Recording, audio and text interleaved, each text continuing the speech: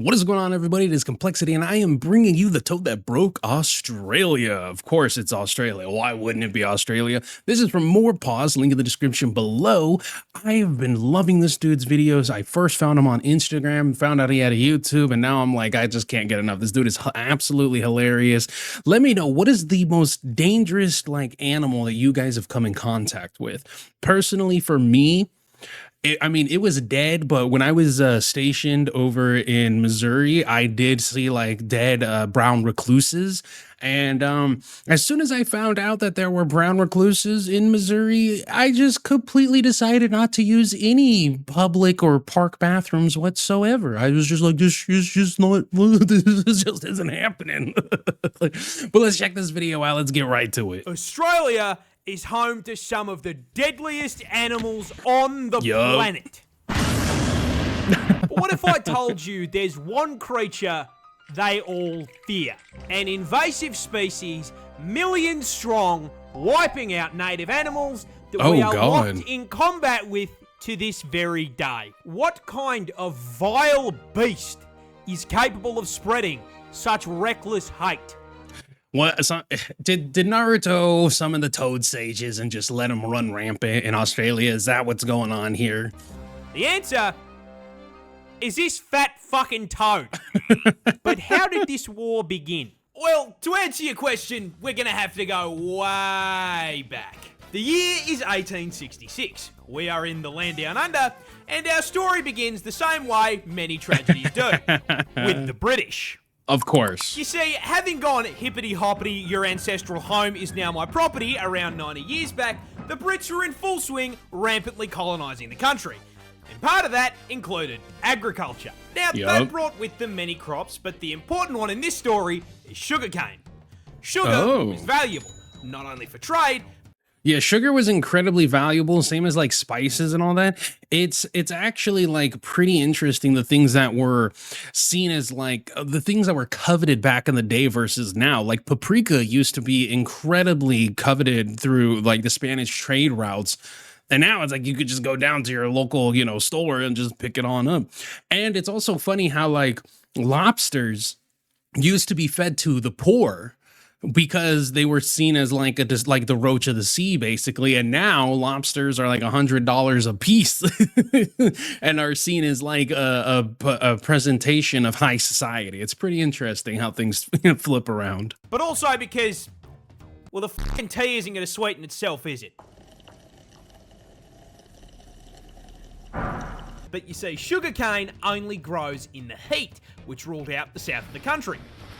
It also likes humid environments, which ruled out Western Australia, which left them with one option. And so, the cane farmers loaded up their first Stardew Valley save in Queensland in 1866. But the farmers ran into an issue. You see, Queensland is home to these nifty little bugs called Dermalopida albahertum. Science. Listen, okay, scientists, why don't you name these things something that we can all say, something that we can all understand, please, and thank you. Look, I get it, genomes and genomes and all this other stuff, but it's come on, man. Some of us have to actually say this stuff for reports or for funny videos. These are native beetles that hit their macros by munching on plant leaves.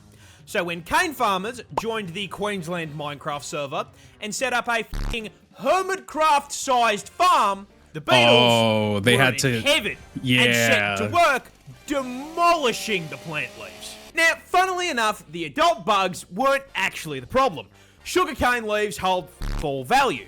But the problem is that with such an abundant food source, the bugs started multiplying, laying their eggs around the base of the plants. So they brought in the toads to defeat the bugs, and then the toads ended up being uncontrollable. Yeah, that's so crazy because we've done that before. That's literally why we have Africanized bees and stuff, because we brought bees thinking that they would be great for crops and or they would be great for the plant life. And don't get me wrong, they absolutely are, but Then they end up getting out, and they were like, oh, don't worry, they won't be able to adjust to North America. And yeah, they're probably like the #1 most invasive species that just completely took over. These eggs hatched into larvae. And unlike the grown-ups, these little worms don't eat the leaves. They eat the roots. And so the sugarcane starts getting absolutely fucking spit roasted. And the farmers can do nothing but watch as sugarcane yield plummets through the floor along with their profits. This whole situation really pissed off the farmers, who banded together, went to the Australian government, and told them to fucking fix it. Sir, a horde of creatures is destroying the cane fields. And so the Queensland government founded the Bureau of Sugar Experimentation Stations, or the BSES, in 1900. This team of crack scientists then immediately set out trying to solve the very same issue every single Factorio player faces. This place is covered in bugs. They are breaking my shit. How do I violently slaughter the local wildlife in certified democracy? Listen, you may not want democracy, but you're gonna get it, okay? in order USA. I'm just kidding. Expand capitalism and my profit margins? The BSES pondered this question for 25 fucking years. They tried spraying chemical insecticides. 25 years and their solution was a toad? Didn't work. They tried injecting insecticides into the soil. Didn't work. They tried releasing the fucking cordyceps fungus. And it still didn't work. Then, one day in the office, while pondering this question, someone had an idea. Okay, Hey, we are let's getting take a outmaneuvered by Let's take a toad and put it over here. What a Patrick ass idea. Let's take Bikini Bottom and move it over there. the cast of Bug's Life. Someone in this office, please give me anything. What about cane toads? What? Cane toads. Those big fucking fat things that exist in the cane fields in Hawaii. I mean, it's a frog. They eat bugs. We just introduce an invasive species to fix a problem caused by an invasive species. I mean, it always works. What could possibly go wrong? Yep. And so, in June of 1936, 2,400 Jesus. brave cane divers were deployed to the fields to deal with the arthropod menace. But there's just one small issue. They don't eat Cane them. toads were fucking dog shit. Yeah, funnily enough, big, fat, slow, ground-dwelling toads were not exactly the smartest solution to deal with beetles that spend the majority of their adult life 6 meters off the fucking ground. How did they not think about that? That doesn't make any sense. How did you not consider this? Like, you try to train them to climb the sugar cane?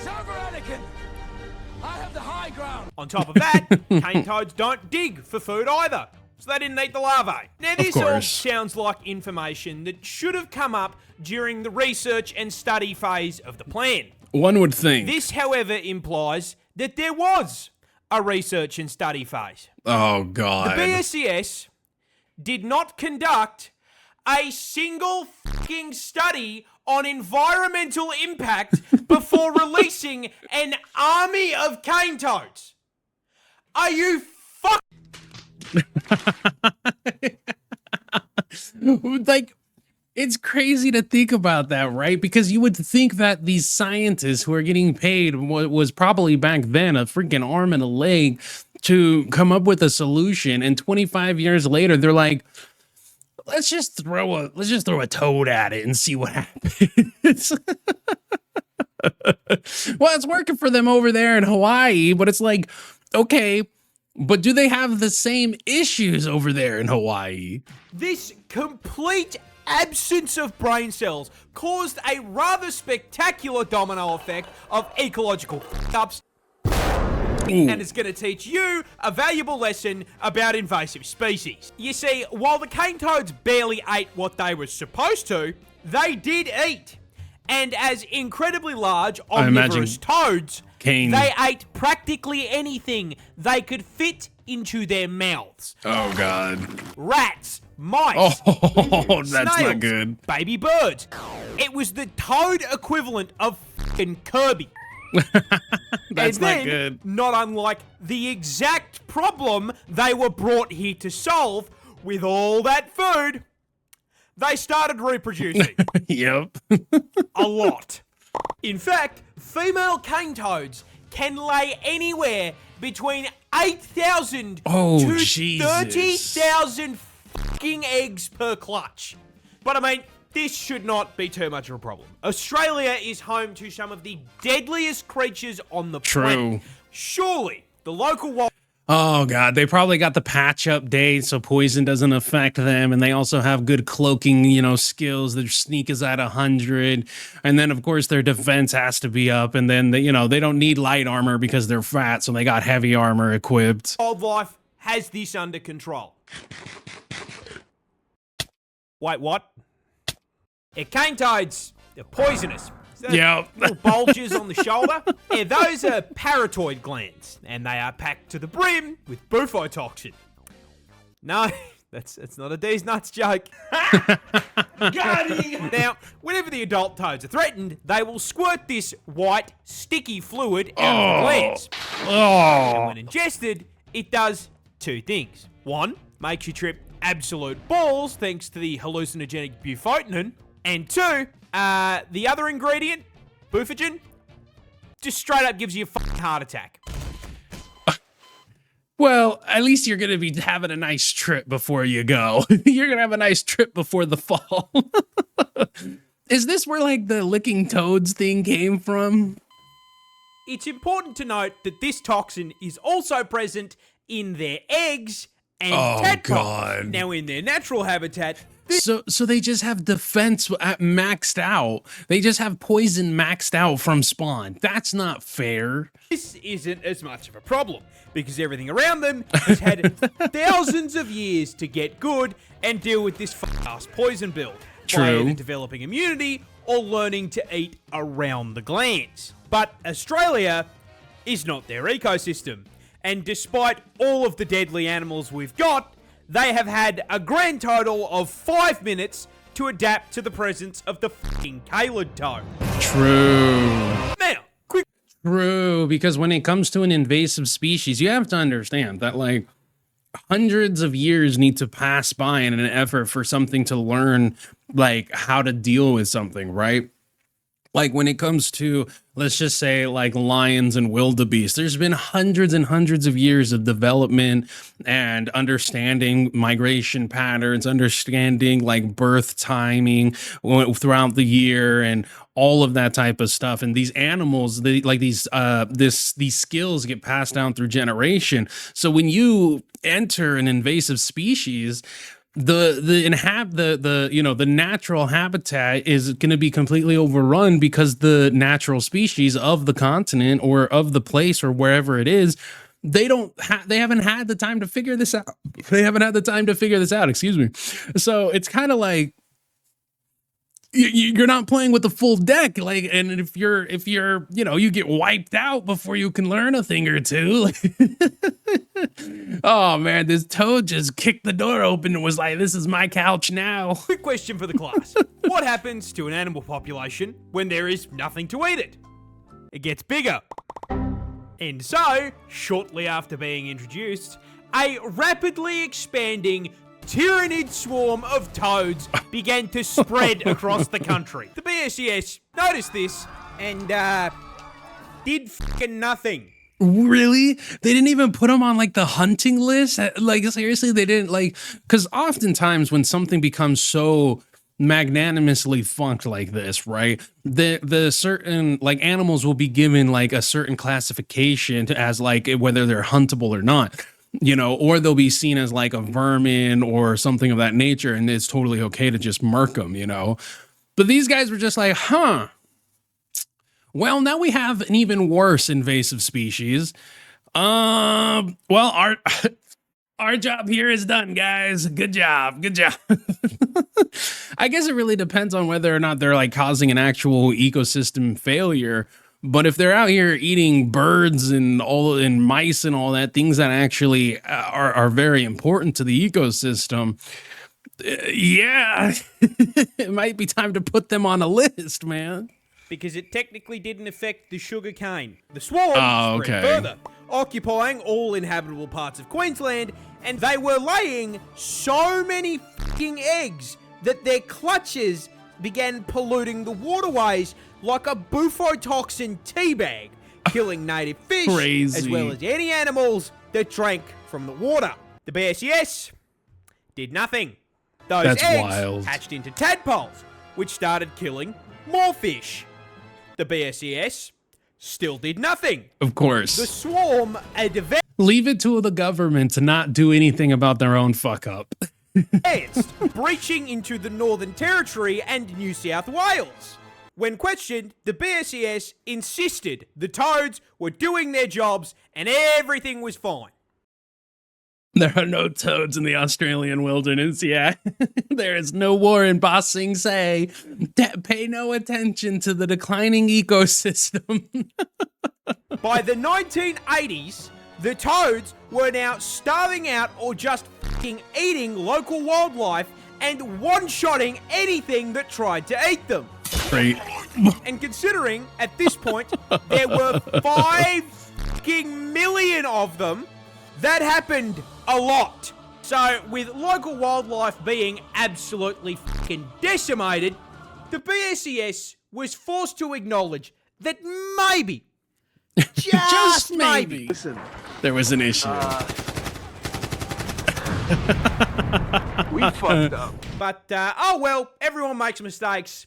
Nothing we can do about it. No, they left it for the government to clean up. Of course. A second horde of creatures has escaped the cane field. Fuck! Yeah, they realised just how much damage was being done, and in 1986 began funneling federal funds into controlling the population.